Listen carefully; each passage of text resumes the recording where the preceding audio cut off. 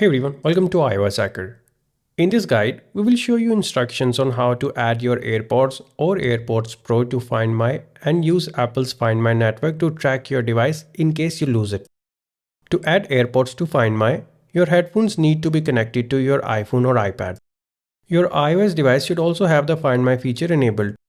Now put your AirPods in your ears or open their charging case's lid. After this, launch the Settings app and tap on Bluetooth. Here, find the name of your AirPods and tap on the I button next to their name. On the next page, scroll down and find the Find My Network option. Then, simply turn the toggle next to it on. As soon as you turn this toggle on, your AirPods will be added to your Find My account and you will be able to locate them on the map whenever they are lost. You can even tap on the Show in Find My button to see your headphones on the map. Here, you can play sound, use the Find feature, and mark your headphones as lost. Find My supports all models of AirPods Pro, AirPods Max, AirPods 3 and AirPods 4.